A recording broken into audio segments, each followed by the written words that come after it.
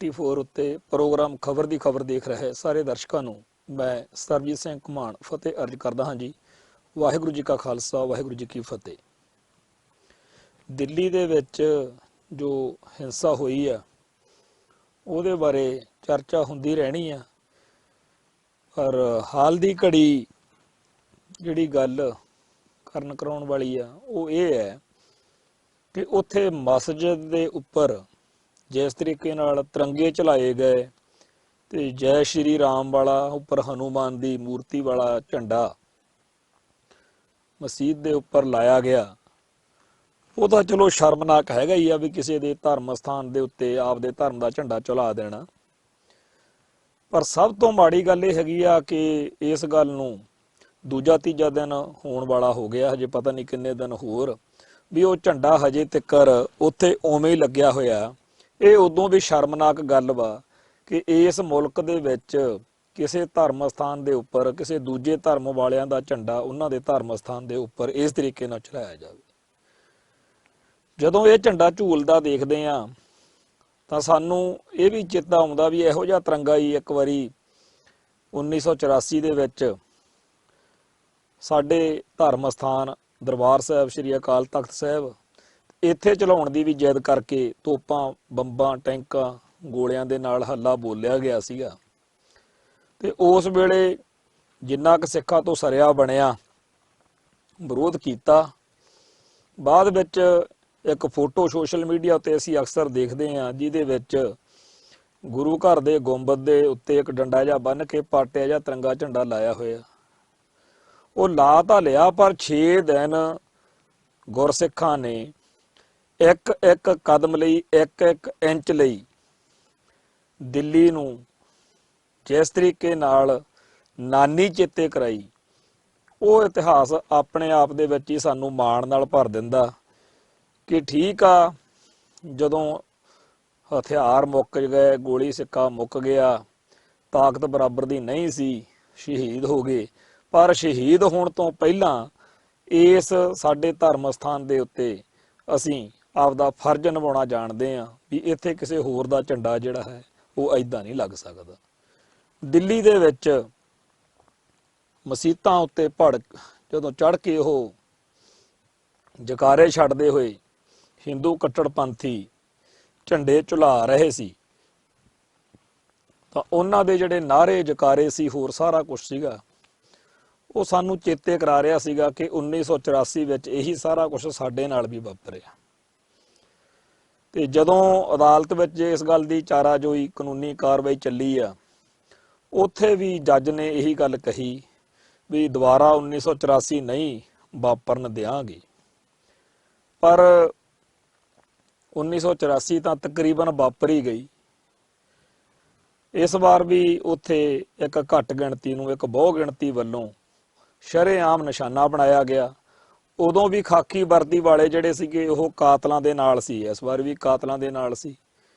ਤੇ ਜਿੰਨੀਆਂ ਉੱਥੇ ਵਾਰਦਾਤਾਂ, ਜਿੰਨੀਆਂ ਘਟਨਾਵਾਂ ਹੋਈਆਂ ਨੇ, ਉਹਨਾਂ ਘਟਨਾਵਾਂ 'ਚ ਉਹਨਾਂ ਵਾਰਦਾਤਾਂ ਵਿੱਚ ਪੁਲਿਸ ਦਾ ਜਾਂ ਪੁਲਿਸ ਵਾਲੀ ਵਰਦੀ ਦਾ ਪੂਰਾ ਖਾਕੀ ਵਰਦੀ ਦਾ ਯੋਗਦਾਨ ਹੋ ਸਕਦਾ। ਬਾਹਲੀਆਂ ਥਾਵਾਂ ਤੇ ਜਿਹੜੇ ਉਹ ਗੁੰਡੇ ਬਦਮਾਸ਼ ਸੀਗੇ ਉਹ ਕਾਰਵਾਈ ਕਰਨ ਤੋਂ ਡਰ ਜਾਂਦੇ ਖਾਕੀ ਵਰਦੀ ਦੇਖ ਕੇ, ਪਰ ਜਦੋਂ ਖਾਕੀ ਵਰਦੀ ਵਾਲਿਆਂ ਨੇ ਖੁਦ ਉਹਨਾਂ ਨੂੰ ਹੱਲਾਸ਼ੇਰੀਆਂ ਦਿੱਤੀਆਂ, ਅਸੀਂ ਤਾਂ ਇਹੋ ਜਿਹੀਆਂ ਵੀਡੀਓਜ਼ ਵੀ ਦੇਖੀਆਂ ਨੇ ਜਿਹਦੇ ਵਿੱਚ CCTV ਕੈਮਰੇ ਜਿਹੜੇ ਉੱਥੇ ਲੱਗੇ ਹੋਏ ਨੇ ਦਿੱਲੀ ਦੇ ਵਿੱਚ, ਉਹ ਪੁਲਿਸ ਵਾਲੇ ਖੁਦ ਭੰਨਦੇ ਫਿਰਦੇ ਆ ਵੀ ਵਿੱਚ ਇਹਨਾਂ ਦੇ ਕਿਤੇ ਵੀਡੀਓ ਕੈਮਰਿਆਂ ਦੇ ਵਿੱਚ ਜਿਹੜਾ ਸਾਡੀਆਂ ਕਰਤੂਤਾਂ ਕੈਦ ਹੋਈਆਂ ਨੇ, ਵੀ ਉਹ ਅਸਲ ਵਿੱਚ ਉਹ ਪਾਗਲ ਨੇਗੇ ਵੀ ਉਹ ਕੈਮਰੇ ਤਾਂ ਸਿਰਫ ਰਿਕਾਰਡ ਕਰਦੇ ਆ, ਰਿਕਾਰਡਿੰਗ ਹੋ ਕੇ ਉਹ ਚੀਜ਼ ਤਾਂ ਕਿਤੇ ਹੋਰ ਪਈ ਆ ਜਿਹਦੇ ਵਿੱਚ ਤੁਹਾਡੀ ਕਰਤੂਤ ਹੋਈ ਆ ਦਰਜ। ਪਰ ਹੈ ਬੜਾ ਹੌਲਨਾਕ ਤੇ ਖਤਰਨਾਕ ਮਾਹੌਲ ਆ। ਕੋਈ ਮਾਂ ਰੋ ਰਹੀ ਆ ਕਿ ਘਰੇ ਆ ਬੜੇ ਜੀ, ਸਾਨੂੰ ਸਾਰਿਆਂ ਨੂੰ ਕਟਾਪਾ ਚਾੜਿਆ। ਕੋਈ ਹੋਰ ਪਿੱਟ ਰਿਹਾ ਵੀ ਦੇਖੋ ਜੀ ਮੇਰੀ ਦੁਕਾਨ ਸਾੜਤੀ, ਕੋਈ ਕਹਿੰਦਾ ਪੈਟਰੋਲ ਪੰਪ ਤੇ ਅੱਗ ਲਾਤੀ, ਕੋਈ ਹਿੰਦੂ ਪਿੱਟ ਰਿਹਾ, ਕੋਈ ਮੁਸਲਮਾਨ ਪਿੱਟ ਰਿਹਾ ਤੇ ਕੋਈ ਸਿੱਖ ਪਿੱਟ ਰਿਹਾ। ਤੇ ਸਾਰੇ ਲੋਕ ਕਲਪ ਰਹੇ ਨੇ ਕਿਉਂਕਿ ਵਹਿਸ਼ੀ ਜਿਹੜੀ ਭੀੜ ਸੀਗੀ ਉਹਨੇ ਜਦੋਂ ਸ਼ੁਰੂਆਤ ਕੀਤੀ ਉਦੋਂ ਸ਼ੁਰੂਆਤ ਕਰਨਾ ਹੀ ਉਹਦਾ ਕੰਮ ਸੀ, ਬਾਕੀ ਕੰਮ ਤਾਂ ਫਿਰ ਕਿਰਿਆ ਪ੍ਰਤੀਕਿਰਿਆ ਚੱਲ ਪੈਂਦੀ ਹੈ। ਤੇ ਇਹ ਜੇ ਕੋਈ ਸਮਝਦਾ ਹੋਵੇ ਵੀ ਇਹ ਅਚਨਚੇਤ ਵਾਪਰ ਗਿਆ, ਅਚਨਚੇਤ ਨਹੀਂ, ਇਹਦੀ ਤਿਆਰੀ ਬੜੇ ਲੰਮੇ ਅਰਸੇ ਤੋਂ ਭਾਰਤੀ ਚੈਨਲ ਕਰਾ ਰਹੇ ਨੇ।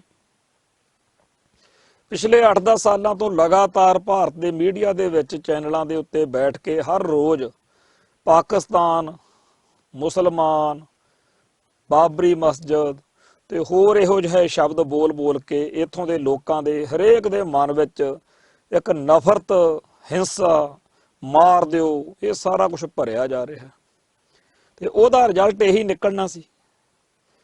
ਤੇ ਜਦੋਂ ਲਗਾਤਾਰ ਇਹ ਇੱਕ ਹੀ ਰਾਗ ਪਿਛਲੇ 8-10 ਸਾਲਾਂ ਤੋਂ ਸੁਣਦੇ ਆ ਰਹੇ ਆ, ਤਾਂ ਜਿਹੜੇ ਨਿਆਣੇ ਪਿਛਲੇ 14-15 ਸਾਲ ਦੀ ਉਮਰ ਦੇ ਹੋਣਗੇ, ਅੱਜ ਇਹਨਾਂ ਦੀ ਉਮਰ 20-25 ਸਾਲ ਹੋਣੀ ਹੈ, ਤਾਂ ਜਿਹੜੇ 20-25 ਸਾਲ ਦੇ ਉਹ ਨੌਜਵਾਨ ਅੱਲੜ ਉਮਰ ਦੇ ਛੋਕਰੇ ਆ, ਜਿਨ੍ਹਾਂ ਦੇ ਮਨਾਂ ਵਿੱਚ ਨਫ਼ਰਤ ਤੇ ਹਿੰਸਾ ਭਰੀ ਹੋਈ ਹੈ, ਉਹ ਮੈਦਾਨ ਦੇ ਵਿੱਚ ਜਦੋਂ ਉਹਨਾਂ ਨੂੰ ਮੌਕਾ ਦਿੱਤਾ ਗਿਆ ਕਿ ਆਓ ਆਪਦੇ ਰੀਝਾਂ ਲਾ ਲਓ, ਉਹਨਾਂ ਨੇ ਇਹ ਸਾਰੀ ਹਿੰਸਾ ਕੀਤੀ। ਤੇ ਬਦਲੇ ਦੇ ਵਿੱਚ ਫਿਰ ਦੂਜੀ ਪਾਰਟੀ ਨੂੰ ਵੀ, ਕਿਉਂਕਿ ਬੇਸ਼ੱਕ ਉਹ ਕਿੰਨਾ ਵੀ ਸ਼ਾਂਤਮਈ ਰਹਿਣ ਦੀ ਕੋਸ਼ਿਸ਼ ਕਰਨ, ਸਭ ਨੂੰ ਪਤਾ ਹੈਗਾ ਕਿ ਨਾਗਰਿਕਤਾ ਸੋਧ ਬਿੱਲ ਦੇ ਖਿਲਾਫ ਸ਼ਾਹੀਨ ਬਾਗ ਦੇ ਵਿੱਚ ਜਾਂ ਸਾਰੇ ਭਾਰਤ 'ਚ ਹੀ ਜਿਹੜੇ ਮੁਜ਼ਾਹਰੇ ਚੱਲ ਰਹੇ ਨੇ, ਉਹ ਸਾਰੇ ਰੋਸ ਪ੍ਰਦਰਸ਼ਨ ਜਿਹੜੇ ਚੱਲ ਰਹੇ ਨੇ ਉਹ ਸ਼ਾਂਤੀਪੂਰਵਕ ਨੇ। ਉਹਨਾਂ ਨੂੰ, ਮੁਸਲਮਾਨਾਂ ਨੂੰ ਜਾਂ ਨਾਗਰਿਕਤਾ ਸੋਧ ਬਿੱਲ ਦਾ ਵਿਰੋਧ ਕਰਨ ਵਾਲਿਆਂ ਨੂੰ ਇਹ ਤਾਂ ਸਾਫ਼ ਹੀ ਪਤਾ ਹੈਗਾ ਵੀ ਜਿਹੜੀ ਹਿੰਸਾ ਉਹ ਸਾਨੂੰ ਵਾਰਾ ਨਹੀਂ ਖਾਂਦੀ। ਉਹ ਕਿਉਂ ਪੰਗਾ ਲੈਣਗੇ ਵੀ ਸਾਡੇ ਉੱਤੇ ਕੋਈ ਜ਼ੁਲਮ ਹੋ ਜੇ, ਉਹ ਕਿਉਂ ਕੋਈ ਇਹੋ ਜਿਹੀ ਹਰਕਤ ਕਰਨਗੇ ਜਿਹਦੇ ਨਾਲ ਲੋਕ ਜਿਹੜੇ ਨੇ ਉਹਨਾਂ ਨੂੰ ਗਲਤ ਸਮਝਣ।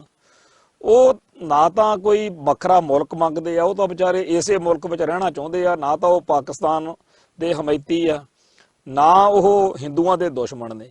ਉਹਨਾਂ ਦੀ ਬਦਕਿਸਮਤੀ ਆ ਵੀ ਉਹ ਮੁਸਲਮਾਨ ਨੇ ਤੇ ਭਾਰਤ ਵਿੱਚ ਰਹਿੰਦੇ ਨੇ, ਤੇ ਭਾਰਤ ਵਿੱਚ ਰਹਿਣ ਕਰਕੇ ਇੱਥੋਂ ਦੇ ਹਿੰਦੂਆਂ ਦੇ ਮੁਤਾਜ ਬੜੇ ਹੋਏ ਨੇ।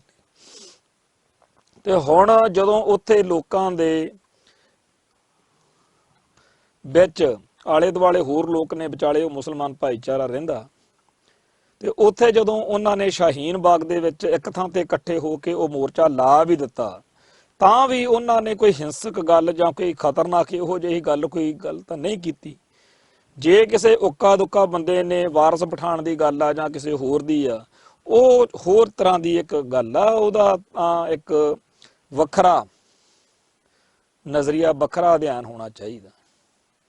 ਪਰ ਸ਼ਾਹੀਨ ਬਾਗ ਦੇ ਵਿੱਚ ਜਾਂ ਦਿੱਲੀ ਦੇ ਵਿੱਚ ਜਾਂ ਜਿਨ੍ਹਾਂ ਇਲਾਕਿਆਂ 'ਚ ਹਿੰਸਾ ਹੋਈ ਆ, ਇਹ ਇੱਕ ਵੈਲ ਪਲੈਨਡ ਤਰੀਕੇ ਦੇ ਨਾਲ, ਉਹ ਉਨਮਾਦ ਨਾਲ, ਉਹ ਹਿੰਸਕ ਬਿਰਤੀ ਨਾਲ ਭਰੇ ਹੋਏ ਲੋਕਾਂ ਨੂੰ ਉੱਥੇ ਲਿਆਂਦਾ ਗਿਆ, ਕਿਉਂਕਿ ਤੁਸੀਂ ਜਿਹੜਾ ਪ੍ਰੋਟੈਸਟ ਕਰੋਗੇ ਉਹ ਸ਼ਾਂਤੀਪੂਰਵਕ ਰਹਿਣ ਦਿੱਤਾ ਜਾਊਗਾ ਕਿ ਨਹੀਂ, ਇਹ ਵੀ ਤਾਂ ਉਹਨਾਂ ਦੇ ਦਿੱਲੀ ਵਾਲਿਆਂ ਦੇ ਹੱਥ 'ਚ ਆ।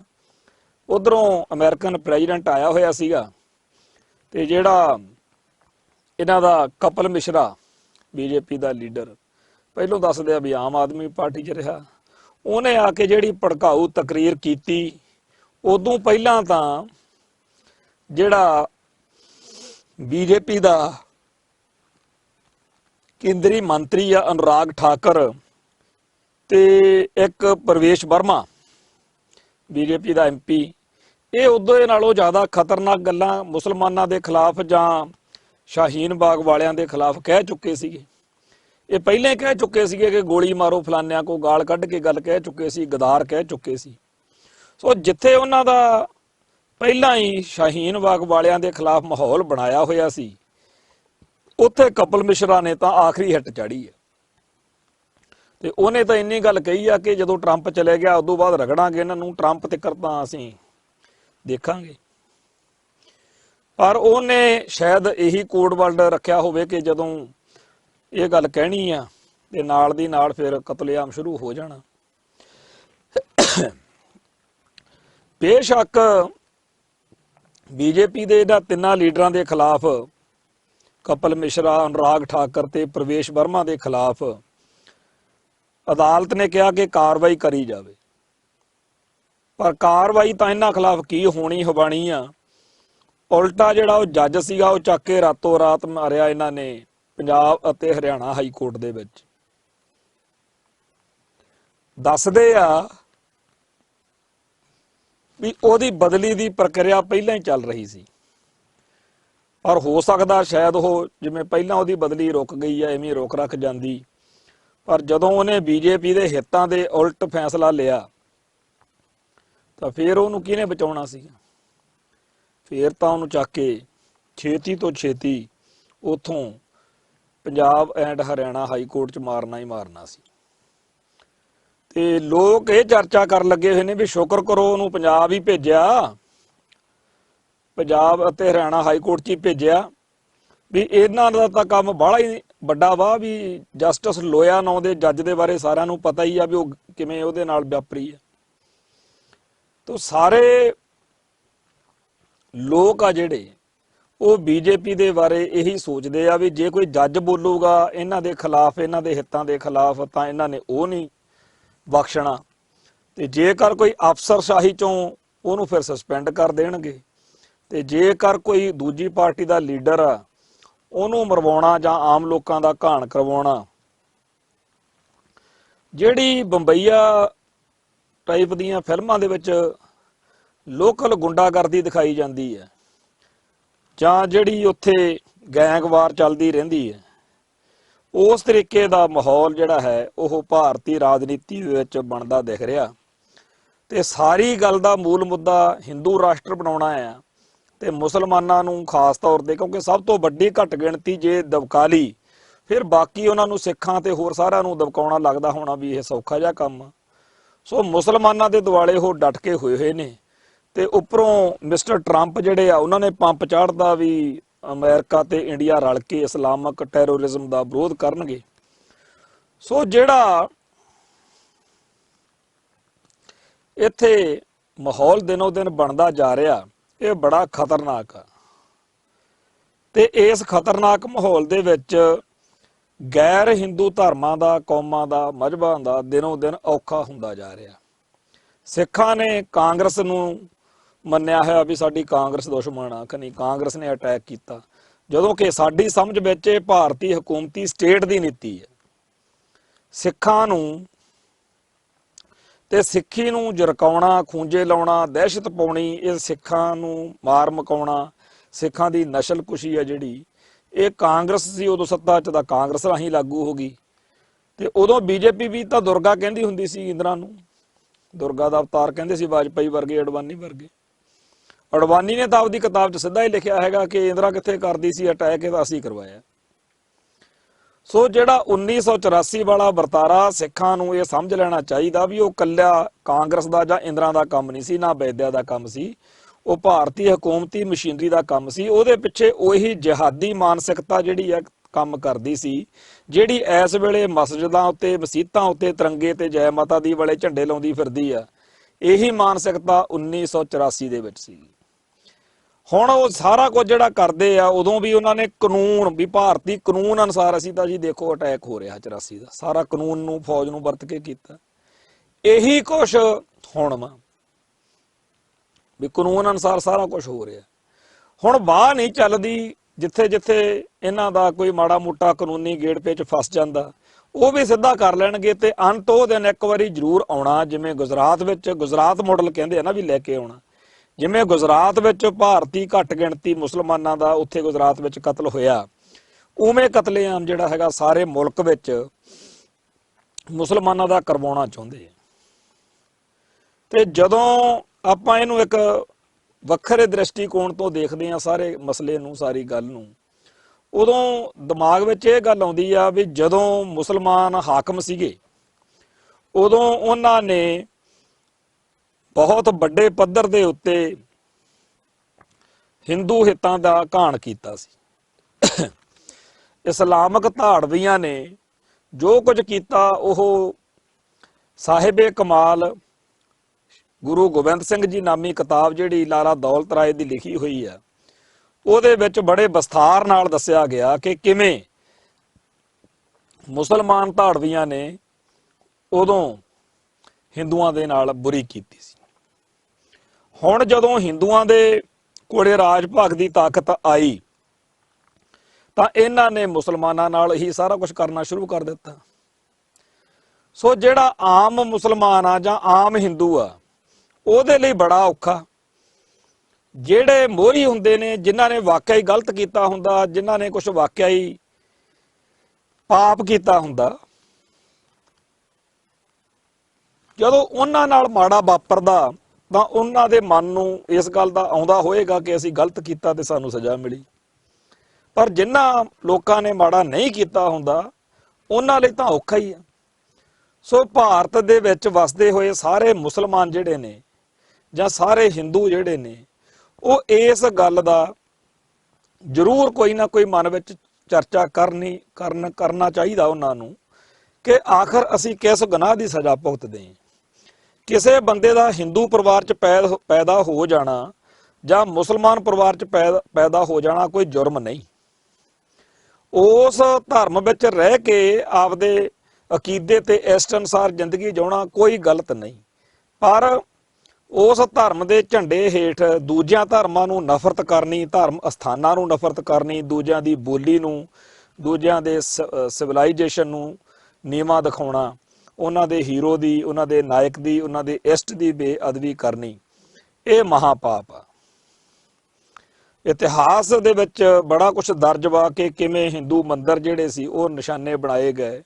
ਪਰ ਅੱਜ ਸਾਡੇ ਸਾਹਮਣੇ ਤਾਂ ਇਹ ਆ ਕਿ ਇੱਕ ਵੀਡੀਓ ਜਦੋਂ ਦੇਖਦੇ ਆ ਜਿਹਦੇ 'ਚ ਛੋਕਰੇ ਜੇ ਇੱਕ ਮਦਰਸੇ 'ਚ ਜਾਂ ਐਂ ਕਹੀਏ ਕਿ ਇੱਕ ਮਸਜਿਦ ਦੇ ਵਿੱਚ ਵੜਦੇ ਆ, ਜਿਹੜਾ ਹਿੰਦੂਆਂ ਦਾ ਮੁਸਲਮਾਨਾਂ ਦਾ ਪੂਜਾ ਸਥਾਨ ਆ, ਉਹਦੇ ਵਿੱਚ ਵੜ ਕੇ ਉਹ ਕਈਆਂ ਦਾਤੀਆਂ ਤੇ ਹੋਰ ਚੀਜ਼ਾਂ ਜਿਹੜੀਆਂ ਹੁੰਦੀਆਂ ਲੋਹੇ ਦੇ ਘਾਣ ਸੁੰਬੇ ਨਾਲ ਉਹ ਸਾਰਾ ਕੁਝ ਪੱਟ ਰਹੇ ਨੇ, ਤੋੜ ਰਹੇ ਨੇ, ਭੰਨ ਰਹੇ ਨੇ, ਜਿਹਦੇ ਰਾਹੀਂ ਜਿਹੜੇ ਮੁਸਲਮਾਨ ਉੱਥੇ ਪੂਜਾ ਅਰਚਨਾ ਕਰਦੇ ਹੋਣਗੇ ਆਪਦੇ ਹਿਸਾਬ ਨਾਲ, ਜਿਹੜੀ ਬੰਦਗੀ ਉਹਨਾਂ ਦੇ ਧਰਮ ਦੀ ਉਹ ਕਰਦੇ ਹੋਣਗੇ। ਇਹ ਓਨਾ ਹੀ ਗਲਤ ਵਾ ਜਿੰਨਾ ਗਲਤ ਪਰ ਪਿਛਲੀਆਂ ਸਦੀਆਂ ਦੇ ਵਿੱਚ ਮੁਸਲਮਾਨ ਹਾਕਮਾਂ ਨੇ ਕੀਤਾ। ਪਰ ਜਿਹੜੇ ਮੁਸਲਮਾਨਾਂ ਨੇ ਉਦੋਂ ਕੀਤਾ ਸੀ ਉਹ ਇਹ ਨਹੀਂ ਸੀ ਜਿਨ੍ਹਾਂ ਨੂੰ ਅੱਜ ਦੁਖੀ ਕਰਕੇ ਸਮਝਿਆ ਜਾ ਰਿਹਾ ਕਿ ਅਸੀਂ ਬਦਲਾ ਲੈ ਲਿਆ। ਉਹ ਮੁਸਲਮਾਨ ਸਦੀਆਂ ਪਹਿਲਾਂ ਆਏ ਤੇ ਇੱਥੇ ਰਹਿ ਕੇ ਉਹਨਾਂ ਨੇ ਜ਼ੁਲਮ ਵੀ ਕੀਤੇ, ਇੱਥੋਂ ਦੇ ਮੂਲ ਵਾਸੀ ਭਾਰਤੀਆਂ ਨੂੰ ਮੁਸਲਮਾਨ ਵੀ ਬਣਾਇਆ। ਸਿੱਧਾ ਜਿਹਾ ਕੰਮ ਸੀ ਕਿ ਜਿਹੜਾ ਵੀ ਕੋਈ ਵਧੀਆ ਘੋੜਸਵਾਰ ਆ ਉਹਨੂੰ ਮਜਬੂਰ ਕਰੋ, ਜੇ ਕੋਈ ਸੋਹਣੀ ਕੁੜੀ ਆ, ਸੋਹਣਾ ਮੁੰਡਾ, ਕੋਈ ਆਰਟਿਸਟ ਆ, ਕਿਸੇ ਵੀ ਕਲਾ 'ਚ ਪ੍ਰਵੀਨ ਆ, ਉਹਨੂੰ ਮੁਸਲਮਾਨ ਬਣਾਓ। ਤਾਂ ਅੱਜ ਜਿਹੜਾ ਹੈ ਇਦੋਂ ਉਲਟ ਵਾਪਰ ਰਿਹਾ। ਉਦੋਂ ਜਦੋਂ ਮੁਸਲਮਾਨਾਂ ਦੇ ਹੱਥੋਂ ਦੁਖੀ ਸੀਗੇ ਹਿੰਦੂ ਪੰਡਤਕਾਰ, ਖਾਸ ਤੌਰ ਤੇ ਕਸ਼ਮੀਰੀ ਪੰਡਤ, ਉਹ ਗੁਰੂ ਸਾਹਿਬ ਦੇ ਕੋਲ ਆਏ, ਗੁਰੂ ਘਰ ਵਿੱਚ ਆਏ ਤੇ ਫਰਿਆਦ ਕੀਤੀ ਕਿ ਸਾਨੂੰ ਸਾਡਾ ਧਰਮ ਜਿਹੜਾ ਹੈ ਤਿਲਕ ਜੰਜੂ ਉਹਦੀ ਰਾਖੀ ਕੀਤੀ ਜਾਵੇ। ਔਰ ਸੱਚੇ ਪਾਤਸ਼ਾਹ ਨੇ ਸਾਨੂੰ ਇੱਕ ਉਸ ਵੇਲੇ ਇੱਕ ਪਿਰਤ ਪਾਏ ਕੇ ਦੱਸਿਆ ਵੀ ਜਿਹੜੇ ਸ਼ਰਨ ਆਉਂਦੇ ਆ ਉਹਨਾਂ ਨੂੰ ਕਿਵੇਂ ਤੁਸੀਂ ਡੀਲ ਕਰਨਾ। ਸੋ ਜਦੋਂ ਤਾਂ ਕਸ਼ਮੀਰੀ ਪੰਡਤ ਦੁਖੀ ਸੀ ਜਾਂ ਹਿੰਦੂ ਦੁਖੀ ਸੀ, ਤਿਲਕ ਜਨੇਊ ਖਤਰੇ 'ਚ ਸੀ, ਉਸ ਵੇਲੇ ਉਹਨਾਂ ਦੀ ਬਾਹ ਫੜੀ ਗੁਰੂ ਘਰ ਨੇ। ਤੇ ਅੱਜ ਜਦੋਂ ਅਸੀਂ ਦੇਖ ਰਹੇ ਹਾਂ ਬਈ ਹਿੰਦੂਆਂ ਦਾ ਤਾਂ ਰਾਜ ਭਾਗ ਆ ਤੇ ਮੁਸਲਮਾਨ ਜਿਹੜੇ ਨੇ ਉਹ ਦੁਖੀ ਨੇ, ਤੇ ਬੜੀ ਵੱਡੀ ਗਿਣਤੀ ਦੇ ਵਿੱਚ ਮੁਸਲਮਾਨ ਭਾਈਚਾਰਾ ਇਕੱਠਾ ਹੋ ਕੇ ਅਕਾਲ ਤਖਤ ਸਾਹਿਬ ਤੇ ਪਹੁੰਚਿਆ ਤੇ ਇਹਨਾਂ ਨੇ ਅਰਦਾਸ ਬੇਨਤੀ ਕੀਤੀ ਗੁਰੂ ਘਰ ਦੇ ਵਿੱਚ ਕਿ ਸਾਡੀ ਬਾਹ ਫੜੋ। ਤੋ ਇਸ ਮੌਕੇ ਸਾਡਾ ਜਿਹੜਾ ਹੈਗਾ ਗੁਰੂ ਘਰ ਦਾ ਬਣਦਾ ਹੈ ਉਹ ਇਹੀ ਆ ਕਿ ਅਸੀਂ ਮੁਸਲਮਾਨਾਂ ਦੀ ਬਾਹ ਫੜੀਏ। ਬਹੁਤ ਵਧੀਆ ਗੱਲ ਆ ਕਿ ਸਿੱਖਾਂ ਨੇ ਥਾਂ ਥਾਂ ਦੇ ਉੱਤੇ ਲੰਗਰ ਲਾ ਦਿੱਤੇ ਨੇ ਤੇ ਹਰ ਤਰੀਕੇ ਦੀ ਜਿਹੜੀ ਸਹਾਇਤਾ ਉਹ ਕਰਨੀ ਸ਼ੁਰੂ ਕੀਤੀ। ਬੇਸ਼ੱਕ ਇਹ ਸੇਵਾ ਕਰਨ ਵਾਲੀਆਂ ਸੰਸਥਾਵਾਂ ਜਿਹੜੀਆਂ ਨੇ ਉਹਨਾਂ ਦੇ ਪ੍ਰਬੰਧਕਾਂ ਨਾਲ ਜਾਂ ਉਹਨਾਂ ਦੇ ਜਥੇਦਾਰਾਂ ਨਾਲ ਜਾਂ ਉਹਨਾਂ ਦੇ ਅਹੁਦੇਦਾਰਾਂ ਦੇ ਨਾਲ ਸਿੱਖਾਂ ਦੇ ਆਪਸੀ ਲੱਖ ਬਖਰੇਵੇਂ ਹੋਣ, ਪਰ ਜਿਹੜਾ ਕੁਝ ਉਹ ਕਰ ਰਹੇ ਨੇ ਉਹ ਸਮੁੱਚੇ ਸਿੱਖ ਜਗਤ ਲਈ ਇੱਕੋ ਜਿਹਾ ਮਾਣ ਤੇ ਇੱਕੋ ਜਿਹੇ ਸਤਿਕਾਰ ਦੇ ਲਾਇਕ ਆ। ਸੋ ਦਿੱਲੀ ਗੁਰਦੁਆਰਾ ਪ੍ਰਬੰਧਕ ਕਮੇਟੀ ਤੇ ਹੋਰ ਸਿੱਖ ਸੰਸਥਾਵਾਂ ਤੇ ਜਥੇਦਾਰ ਅਕਾਲ ਤਖਤ ਤੇ ਹੋਰ ਜਿਹੜੀਆਂ ਇਹੋ ਜਿਹੀਆਂ ਸਾਡੀਆਂ ਸ਼ਖਸੀਅਤਾਂ ਨੇ, ਇਹਨਾਂ ਸਾਰਿਆਂ ਦਾ ਇਸ ਮੌਕੇ ਸਿੱਖ ਇਤਿਹਾਸ ਤੋਂ ਸੇਧ ਲੈ ਕੇ ਇਸ ਤਰੀਕੇ ਨਾਲ ਕਰਨਾ ਕਰਾਉਣਾ ਬੜਾ ਸੁਚੱਜਾ ਕਦਮ ਹੈ। ਸੋ ਗੁਰੂ ਕੇ ਲੰਗਰ ਲੱਗ ਚੁੱਕੇ ਨੇ ਤੇ ਖਾਲਸਾ ਏਡ ਵਰਗੀਆਂ ਸੰਸਥਾਵਾਂ ਜਿਹੜੀਆਂ ਨੇ ਉਹ ਪਹੁੰਚ ਚੁੱਕੀਆਂ ਨੇ। ਤੇ ਦਿੱਲੀ ਦੇ ਵਿੱਚ ਕੋਈ ਹਿੰਦੂ ਦੁਖੀ ਆ ਤੇ ਚਾਹੇ ਕੋਈ ਮੁਸਲਮਾਨ ਦੁਖੀ ਆ ਤੇ ਚਾਹੇ ਕੋਈ ਗੈਰ ਸਿੱਖ ਕਿਸੇ ਵੀ ਜਾਤ ਮਜ਼ਹਬ ਦਾ, ਚਾਹੇ ਕੋਈ ਸਿੱਖ ਆ, ਹਰੇਕ ਦੇ ਨਾਲ ਹਮਦਰਦੀ ਦਾ ਇਜ਼ਹਾਰ ਕਰਨ ਤੇ ਉਹਦੀ ਬਾਹ ਫੜਨ ਲਈ ਜਿਸ ਤਰੀਕੇ ਨਾਲ ਖਾਲਸਾ ਏਡ ਤੇ ਹੋਰ ਸੰਸਥਾਵਾਂ ਸਰਗਰਮ ਹੋਈਆਂ ਨੇ, ਉਹ ਦੁਨੀਆ ਨੂੰ ਇਹ ਦੱਸਣ ਲਈ ਕਾਫੀ ਆ ਕਿ ਜਦੋਂ ਤਾਂ ਹਿੰਦੂ ਦੁਖੀ ਸੀ ਉਦੋਂ ਵੀ ਇਸ ਗੁਰੂ ਘਰ ਨੇ ਸਾਥ ਸਹਿਯੋਗ ਦਿੱਤਾ ਸੀ, ਤੇ ਜਦੋਂ ਮੁਸਲਮਾਨ ਦੁਖੀ ਸੀ ਉਦੋਂ ਵੀ ਗੁਰੂ ਘਰ ਨੇ ਸਾਥ ਸਹਿਯੋਗ ਦਿੱਤਾ ਸੀ। ਤੋ ਇਸ ਦਰ ਦਾ ਗੁਰੂ ਘਰ ਦਾ ਜਿਹੜਾ ਸਿਧਾਂਤ ਆ ਉਹ ਹੈਗਾ ਦੁਖੀ ਦੇ ਨਾਲ ਖੜਨਾ ਤੇ ਜ਼ਾਲਮ ਦਾ ਤੇ ਜ਼ੁਲਮ ਦਾ ਵਿਰੋਧ ਕਰਨਾ। ਜ਼ੁਲਮ ਕਰਨ ਵਾਲਾ ਜਿਹੜਾ ਹੈ ਉਹ ਕਿਸੇ ਵੀ ਧਰਮ ਦਾ ਹੋ ਸਕਦਾ, ਅਸੀਂ ਉਹਦੇ ਧਰਮ ਕਰਕੇ ਨਹੀਂ ਉਹਨੂੰ ਨਫ਼ਰਤ ਕਰਦੇ, ਉਹਦੇ ਕਰਮ ਕਰਕੇ ਉਹਨੂੰ ਨਫ਼ਰਤ ਕਰਦੇ ਹਾਂ। ਜੇਕਰ ਇਜ਼ਹਾਰ ਆਲਮ ਆ, ਜੇਕਰ ਉਹ ਮੁਸਲਮਾਨ ਆ ਤਾਂ ਮੁਸਲਮਾਨ ਹੋਣ ਕਰਕੇ ਨਫ਼ਰਤ ਨਹੀਂ ਕਰਦੇ ਉਹਨੂੰ ਉਹਦੀ ਕਰਤੂਤ ਕਰਕੇ ਨਫ਼ਰਤ ਕਰਦੇ ਆ। ਇਵੇਂ ਹੀ ਜੇਕਰ ਕੋਈ JF ਰਿਬੇਰੋ ਆ ਤਾਂ ਉਹਦੇ ਈਸਾਈ ਹੋਣ ਕਰਕੇ ਨਹੀਂ, ਉਹਦੇ ਪਾਪ ਕਰਮ ਕਰਕੇ, ਸਿੱਖਾਂ ਦੀ ਨਸਲਕੁਸ਼ੀ ਕਰਦਾ ਹੋਣ ਕਰਕੇ ਉਹਨੂੰ ਨਫ਼ਰਤ ਕੀਤੀ ਹੈ। ਤੇ ਜੇਕਰ ਨਫ਼ਰਤ ਕਰਨ ਦੇ ਵਾਲੀ ਸਥਿਤੀ ਵਿੱਚ KPS ਗਿੱਲ ਦਿਖਿਆ, ਬੇਅੰਤ ਸਿੰਘ ਦਿਖਿਆ, ਤਾਂ ਸਿੱਖਾਂ ਨੇ ਉਹਨਾਂ ਨੂੰ ਵੀ ਨਫ਼ਰਤ ਕੀਤੀ ਹੈ। ਸੋ ਨਫ਼ਰਤ ਜਿਹੜੀ ਆ ਉਹ ਇਸ ਕਰਕੇ ਨਹੀਂ ਕੀਤੀ ਜਾਂਦੀ ਕਿ ਇਹਦੇ ਵਰਦੀ ਪਾਈ ਆ ਜਾਂ ਇਹ ਜਿਹੜਾ ਹੈ ਫਲਾਣੇ ਮਜ਼ਹਬ ਦਾ, ਉਹਦੀ ਕਰਤੂਤ ਨੂੰ ਦੇਖ ਕੇ ਨਫ਼ਰਤ ਕਰਦੇ ਆ। ਇਵੇਂ ਹੀ ਜਦੋਂ ਪਿਆਰ ਕਰਦੇ ਆ ਉਦੋਂ ਵੀ ਕਿਸੇ ਦਾ ਪਹਿਰਾਵਾ ਜਾਂ ਉਹਦਾ ਧਰਮ ਦੇਖ ਕੇ ਪਿਆਰ ਨਹੀਂ।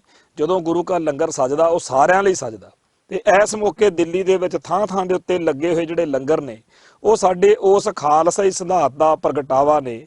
ਤੇ ਮੈਨੂੰ ਇਉਂ ਲੱਗਦਾ ਕਿ ਜਿਉਂ-ਜਿਉਂ ਸਦੀਆਂ ਬੀਤਣਗੀਆਂ ਭਾਰਤ ਵਿੱਚ ਵਸਦੇ ਹੋਏ ਸਾਰੇ ਸਿੱਖਾਂ ਦੇ ਕੋਲੋਂ ਸੱਚੇ ਪਾਤਸ਼ਾਹ ਨੇ ਉਹ ਸੇਵਾ ਲੈਣੀ ਹੈ ਕਿ ਇੱਥੋਂ ਰਹਿੰਦੇ ਹੋਏ ਮੁਸਲਮਾਨ ਸੋਚਿਆ ਕਰਨਗੇ ਕਿ ਕਿੰਨੇ ਵਧੀਆ ਨੇ ਖਾਲਸਾਈ ਸਿਧਾਂਤ।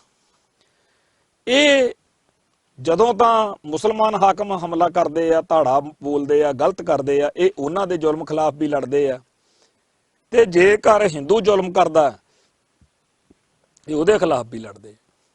ਜੇਕਰ ਹਿੰਦੂ ਮਜ਼ਲੂਮ ਹੋਵੇ ਇਹ ਉਦੋਂ ਵੀ ਬਾਹ ਫੜ ਲੈਂਦੇ ਆ, ਜੇ ਮੁਸਲਮਾਨ ਮਜ਼ਲੂਮ ਹੋਵੇ ਤਾਂ ਵੀ ਬਾਹ ਫੜ ਲੈਂਦੇ ਆ। ਤੇ ਇਹ ਲੋਕਾਂ ਦੇ ਕੋਲ ਕਿੱਡੇ ਵੱਡੇ ਜਿਗਰੇ ਨੇ ਕਿ ਜਦੋਂ ਆਮ ਕਿਹਾ ਜਾਂਦਾ ਜਦੋਂ ਹੱਥ 'ਚ ਤਾਕਤ ਆਵੇ ਉਦੋਂ ਪਤਾ ਲੱਗਦਾ। ਜਦੋਂ ਤਾਂ ਇਸਲਾਮਕ ਹਮਲਾਵਰਾਂ ਕੋਲੇ ਤਾਕਤ ਆਈ ਉਹਨਾਂ ਨੇ ਜ਼ੁਲਮ ਕਰਕੇ ਹਿੰਦੂਆਂ ਨੂੰ ਸਤਾਇਆ, ਤੇ ਜਦੋਂ ਮੁਸਲਮਾਨਾਂ ਕੋਲੇ ਤਾਕਤ ਆਈ ਤਾਂ ਉਹਨਾਂ ਨੇ ਜ਼ੁਲਮ ਕਰਕੇ ਹਿੰਦੂਆਂ ਨੂੰ ਸਤਾਇਆ।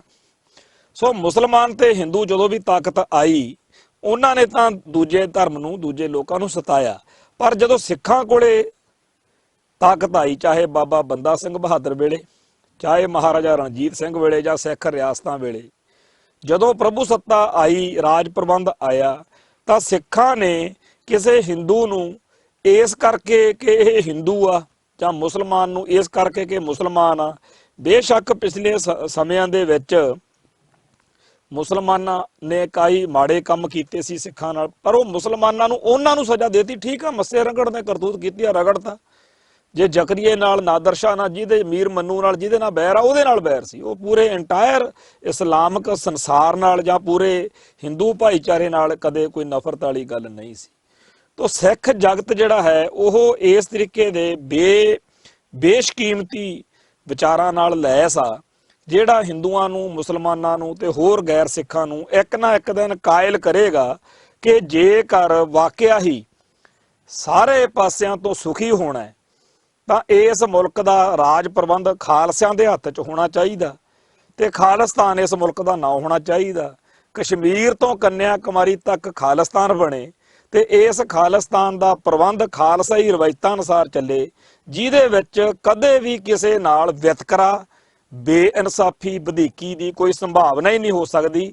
ਸੰਵਿਧਾਨ ਹੋਵੇ ਨਾ ਹੋਵੇ, ਕਿਉਂਕਿ ਸਿੱਖ ਦਾ ਸੁਭਾਅ ਹੀ ਨਹੀਂ ਹੈਗਾ। ਸਿੱਖ ਨੇ ਤਾਂ ਗੁਰੂ ਕੇ ਲੰਗਰ 'ਚ ਵਰਤਾਉਣ ਵੇਲੇ ਜਿਵੇਂ ਕਦੇ ਕਿਸੇ ਨਾਲ ਊਚ ਨੀਚ ਨਹੀਂ ਕਰਨੀ ਹੁੰਦੀ, ਹਰ ਇੱਕ ਨੂੰ ਇੱਕੋ ਜਿਹਾ ਪ੍ਰਸ਼ਾਦਾ ਮਿਲਦਾ ਹੈ, ਉਵੇਂ ਹੀ ਜਿਹੜੀ ਸੱਤਾ ਹੋਊਗੀ, ਸੱਤਾ ਵਿੱਚ ਵੀ ਤੇ ਹੋਰ ਜਿਹੜੀਆਂ ਚੀਜ਼ਾਂ ਜਿਨ੍ਹਾਂ ਦੀ ਸਾਰੇ ਨਾਗਰਿਕਾਂ ਨੂੰ ਬਰਾਬਰਤਾ ਦਾ ਅਹਿਸਾਸ ਕਰਾਉਣਾ ਹੁੰਦਾ, ਵੀ ਇਹ ਕਦੇ ਵੀ ਕੋਈ ਗਲਤ ਕੰਮ ਨਹੀਂ ਕਰਨਗੇ।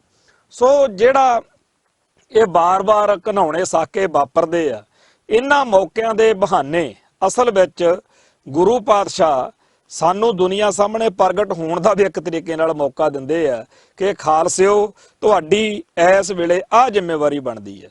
ਸੋ ਉਹਨਾਂ ਸਾਰਿਆਂ ਲੋਕਾਂ ਦਾ ਧੰਨਵਾਦ ਕਰਦੇ ਆ ਜਿਹੜੇ ਖਾਲਸਾਈ ਰਵਾਇਤਾਂ ਅਨੁਸਾਰ ਇਸ ਮੌਕੇ ਆਪਦੇ ਫਰਜ਼ ਨਿਭਾ ਰਹੇ ਆ। ਦੂਜੇ ਪਾਸੇ ਉਹਨਾਂ ਨੂੰ ਲਾਹਣਤਾਂ ਪਾਉਂਦੇ ਆ ਜਿਹੜੇ ਆਰਐਸਐਸ ਦੇ ਏਜੰਡੇ ਨਾਲ ਸਹਿਮਤ ਹੋ ਕੇ ਝੂਠੀਆਂ ਵੀਡੀਓ ਬਣਾ ਕੇ ਪਾਉਂਦੇ ਰਹੇ ਆ ਬਈ ਦੇਖੋ ਜੀ ਸਾਡੇ ਤੇ ਹਿੰਦੂਆਂ ਨੇ ਹਮਲਾ ਕਰਤਾ, ਜਾਂ ਕੋਈ ਕਹਿੰਦਾ ਹੈਗਾ ਲਓ ਜੀ ਮੇਰਾ ਪੈਟਰੋਲ ਪੰਪ ਮੁਸਲਮਾਨਾਂ ਨੇ ਸਾੜਤਾ, ਜਾਂ ਫਲਾਨੀ ਗੱਲ ਹੋ ਗਈ। ਅਸਲ ਵਿੱਚ ਜਿਹੜਾ ਸਿੱਖ ਵਾ ਉਹਦਾ ਇਸ ਮੌਕੇ ਬਹੁਤ ਹੀ ਇਤਿਹਾਸਕ ਰੋਲ ਆ, ਤੇ ਉਹ ਇਤਿਹਾਸਕ ਰੋਲ ਇਹੀ ਆ ਕਿ ਹਰੇਕ ਹਿੰਦੂ ਨੂੰ ਇਸ ਗੱਲ ਦਾ ਪਤਾ ਹੋਵੇ ਕਿ ਜੇ ਮੈਂ ਕਿਸੇ ਵੀ ਰੂਪ ਦੇ ਵਿੱਚ ਬੇਇਨਸਾਫੀ, ਜ਼ੁਲਮ ਅਤੇ ਗਲਤ ਕੰਮ ਕਰੂੰਗਾ ਤਾਂ ਸਿੱਖਾਂ ਨੇ ਮੇਰਾ ਵਿਰੋਧ ਕਰਨਾ ਹੀ ਕਰਨਾ। ਤੇ ਇਵੇਂ ਹੀ ਹਰੇਕ ਮੁਸਲਮਾਨ ਨੂੰ ਇਸ ਗੱਲ ਦਾ ਅਹਿਸਾਸ ਹੋਣਾ ਚਾਹੀਦਾ ਕਿ ਜੇਕਰ ਮੈਂ ਗਲਤ ਹੋਇਆ ਤਾਂ ਮੈਨੂੰ ਸਿੱਖ ਨੇ ਬਖਸ਼ਣਾ ਨਹੀਂ। ਤੇ ਦੂਜੇ ਪਾਸੇ ਹਰੇਕ ਹਿੰਦੂ ਨੂੰ ਤੇ ਹਰੇਕ ਮੁਸਲਮਾਨ ਨੂੰ ਇਹ ਵੀ ਅਹਿਸਾਸ ਹੋਵੇ ਕਿ ਜੇਕਰ ਅਸੀਂ ਮਜ਼ਲੂਮ ਆ, ਜੇਕਰ ਸਾਡੇ ਨਾਲ ਜ਼ੁਲਮ ਹੋਇਆ, ਵਧੀਕੀ ਹੋਈ ਆ, ਤਾਂ ਸਾਡੀ ਬਾਂਹ ਫੜਨ ਲਈ ਗੁਰਾਂ ਦਾ ਪਿਆਰਾ ਖਾਲਸਾ ਹਰ ਵੇਲੇ ਤਿਆਰ ਦਿਖੂਗਾ। ਸੋ ਇਸ ਮਾਹੌਲ ਦੇ ਵਿੱਚ ਬਹੁਤ ਹੀ ਜ਼ਿਆਦਾ ਸੰਭਲ ਕੇ ਤੇ ਲੰਮੀ ਰੇਸ ਦੇ ਘੋੜੇ ਬਣਨ ਦੀ ਲੋੜ ਆ ਸਿੱਖਾਂ ਨੂੰ। ਤੇ ਕਿਉਂਕਿ ਜਿਹੜੀ ਭਾਰਤੀ ਹਕੂਮਤੀ ਮਸ਼ੀਨਰੀ ਆ, ਇਸ ਹਕੂਮਤੀ ਮਸ਼ੀਨਰੀ ਨੇ ਹਰ ਉਹ ਕਰਮ ਕਰਨਾ ਜਿਹਦੇ ਨਾਲ ਹਿੰਦੂ ਕੱਟੜਵਾਦ ਨੂੰ ਹੁਲਾਰਾ ਮਿਲੇ। ਸਾਨੂੰ ਪਤਾ ਹੈ ਕਿ ਜਦੋਂ ਜੱਜ ਸਾਹਿਬਾਨ ਨੇ ਅਨੁਰਾਗ ਠਾਕਰ, ਅਭੈ ਵਰਮਾ ਤੇ ਪ੍ਰਵੇਸ਼ ਵਰਮਾ, ਕਪਲ ਮਿਸ਼ਰਾ ਵਰਗਿਆਂ ਦੇ ਖਿਲਾਫ ਕਾਰਵਾਈ ਕਰਨ ਦੇ ਆਦੇਸ਼ ਦਿੱਤੇ, ਤੇ ਜਦੋਂ ਉਸ ਜੱਜ ਦੀ ਜਦੋਂ ਹੀ ਬਦਲੀ ਕਰ ਦਿੱਤੀ ਗਈ ਪੰਜਾਬ ਤੇ ਹਰਿਆਣਾ ਹਾਈ ਕੋਰਟ ਦੇ ਵਿੱਚ, ਤਾਂ ਉਦੋਂ ਮਤਲਬ ਕਈ ਲੋਕਾਂ ਨੂੰ ਲੱਗਿਆ ਵੀ ਸ਼ਾਇਦ ਹੁਣ ਜਿਹੜੀ ਹੈਗੀ ਆ ਸਥਿਤੀ ਹੋਰ ਜ਼ਿਆਦਾ ਵਿਗੜੂਗੀ।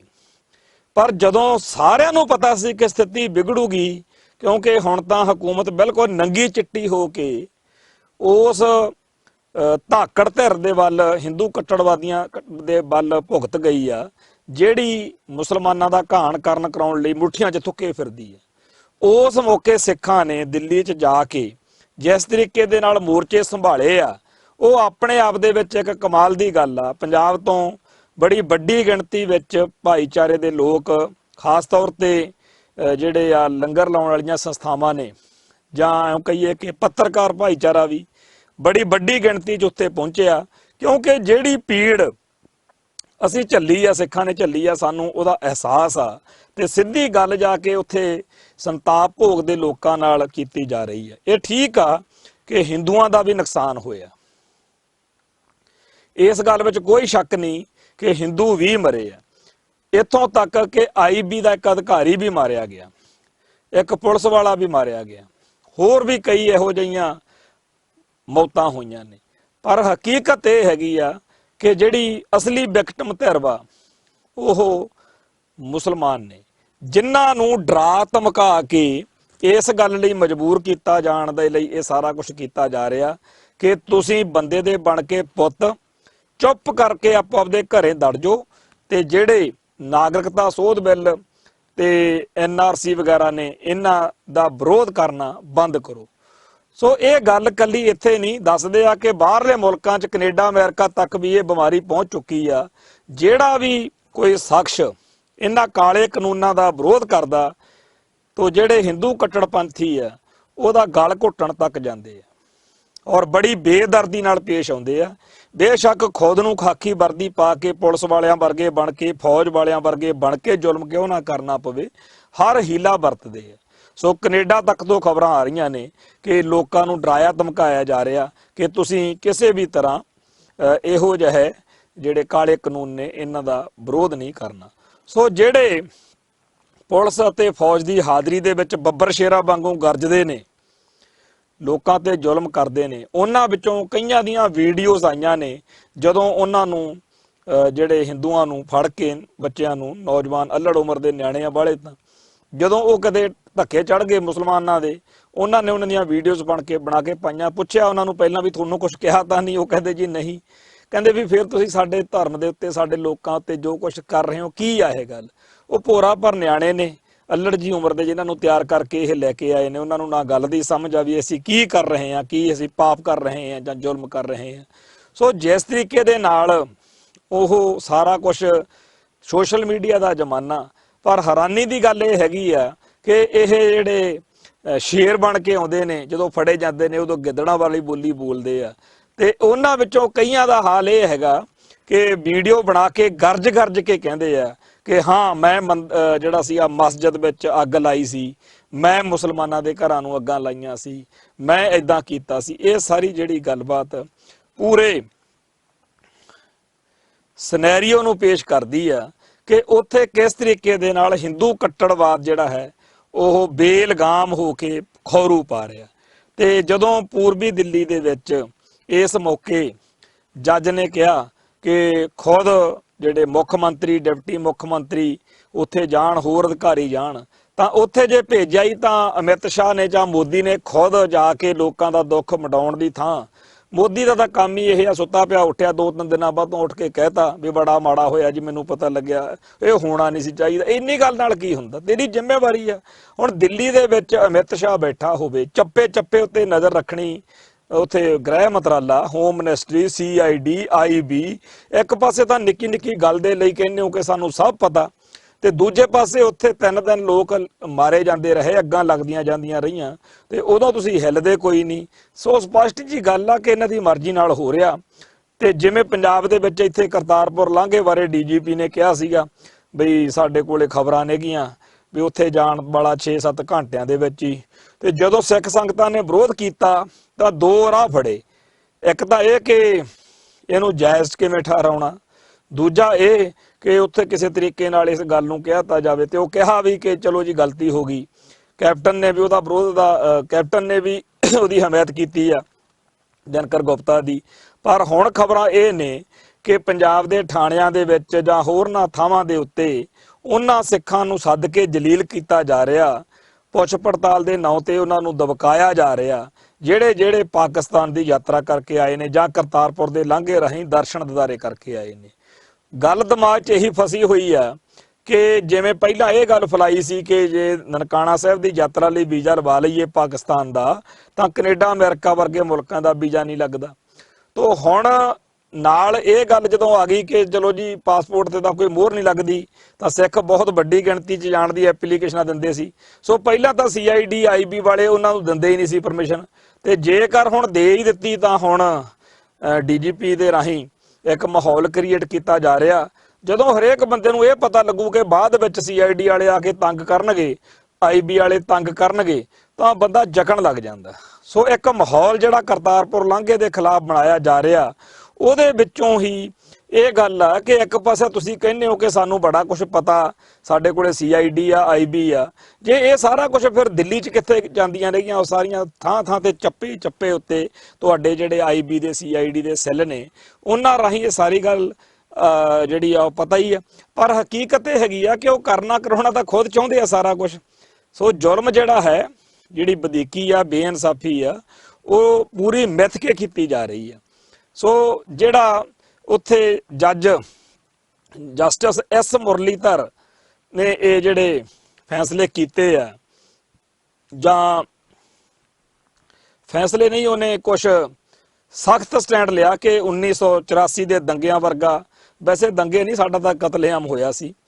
ਸੋ ਉਹਨੇ ਨਫ਼ਰਤੀ ਤਕਰੀਰਾਂ ਕਰਨ ਵਾਲੇ ਭਾਜਪਾ ਆਗੂਆਂ ਦੇ ਖਿਲਾਫ ਕਾਰਵਾਈ ਕਰਨ ਦਾ, ਮੁਕੱਦਮਾ ਦਰਜ ਕਰਨ ਦਾ ਵੀ ਕਿਹਾ ਸੀਗਾ। ਪਰ ਉਹ ਸਰਕਾਰ ਕਹਿੰਦੀ ਹੈ ਕਿ ਨਹੀਂ ਜੀ, ਉਹ ਤਾਂ ਬੰਦੇ ਬੜੇ ਵਧੀਆ ਨੇ, ਤਾਂ ਉਹਨਾਂ ਦੇ ਖਿਲਾਫ ਕੀ ਕਾਰਵਾਈ ਕਰਨੀ ਆ।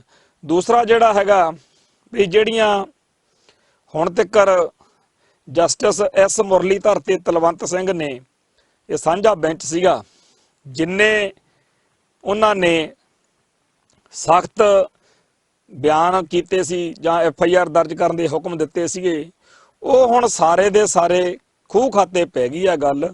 ਹੁਣ ਲੰਮਾ ਅਰਸਾ ਇਸ ਗੱਲ ਦੇ ਲਈ ਝਗੜੇ ਝਮੇਲੇ ਹੁੰਦੇ ਰਹਿਣਗੇ, ਬਹਿਸਬਾਜ਼ੀ ਹੁੰਦੀ ਰਹੂਗੀ ਕਿ ਇਨਸਾਫ ਨਹੀਂ ਕਰਦੇ, ਪਰਚੇ ਨਹੀਂ ਦਰਜ ਕਰਦੇ। ਜਿਵੇਂ ਆਪਾਂ ਸਿੱਖ ਲੱਗੇ ਰਹੇ ਆ 1984 ਵਾਲਿਆਂ ਦੇ ਮਸਲਿਆਂ 'ਚ, ਉਵੇਂ ਇੱਕ ਉਹਨਾਂ ਨੇ ਲੰਬਾ ਜਿਹਾ ਕੰਮ ਫਸਾ ਦੇਣਾ, ਤੋ ਜਿਹਦੇ ਤਹਿਤ ਬੜੀ ਵੱਡੀ ਜਿਹੜੀ ਹੈਗੀ ਆ ਲੜਾਈ, ਲੰਮੀ ਲੜਾਈ, ਉਹਦੇ ਤਹਿਤ ਇਹ ਸਾਰਾ ਕੁਝ ਚੱਲਣਾ।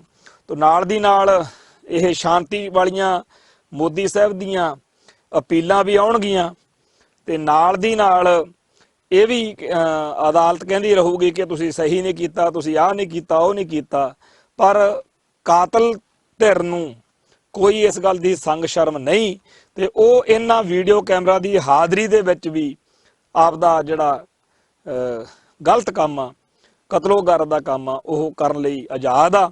ਦੂਜੇ ਪਾਸੇ ਜਿਹੜੇ ਮੁਸਲਮਾਨ ਨੇ ਜਾਂ ਹੋਰ ਭਾਰਤੀ ਘੱਟ ਗਿਣਤੀਆਂ ਨੇ, ਉਹਨਾਂ ਕੋਲ ਆਪਦੇ ਬਚਾਅ ਦੇ ਕੋਈ ਵਾਲੇ ਰਾਹ ਨਹੀਂ ਹੈਗੇ।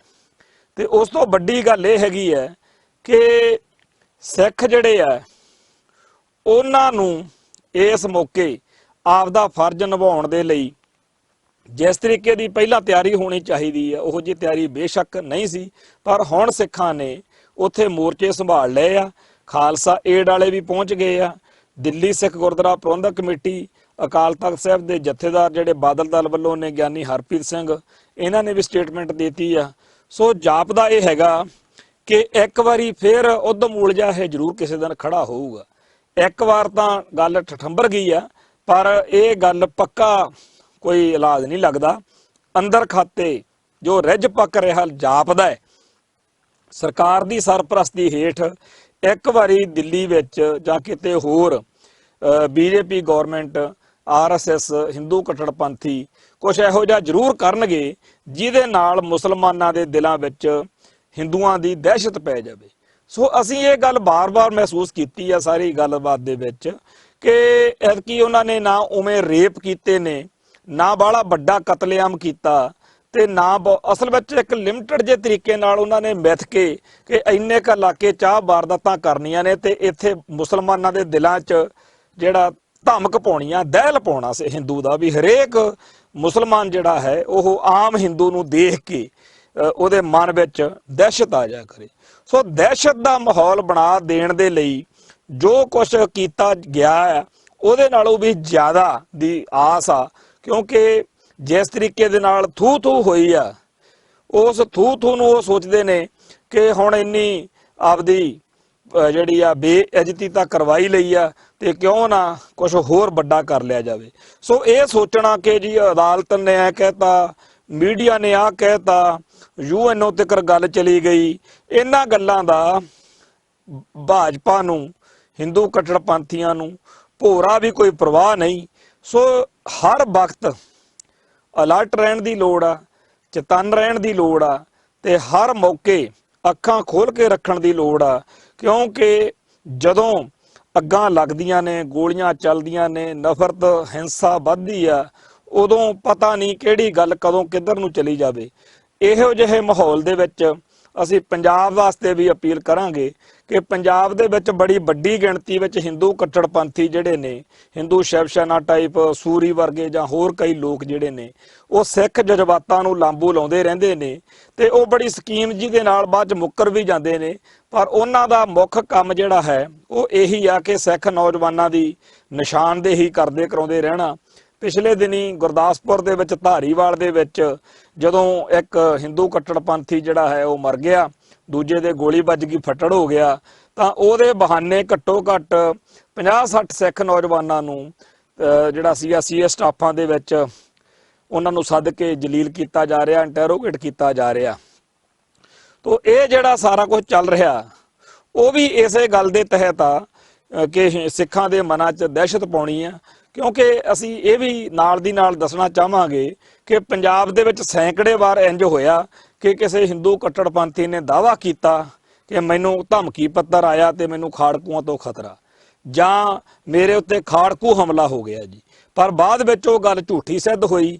ਉਲਟਾ ਜਿਹੜਾ ਸੀ ਇਹੀ ਪੁਲਿਸ ਪ੍ਰਸ਼ਾਸਨ ਨੇ ਕਿਹਾ ਕਿ ਉਹਨੇ ਸਿਰਫ ਸਿਕਿਉਰਿਟੀ ਲੈਣ ਦੇ ਲਈ ਇਹ ਅਡੰਬਰ ਕੀਤਾ ਸੀ।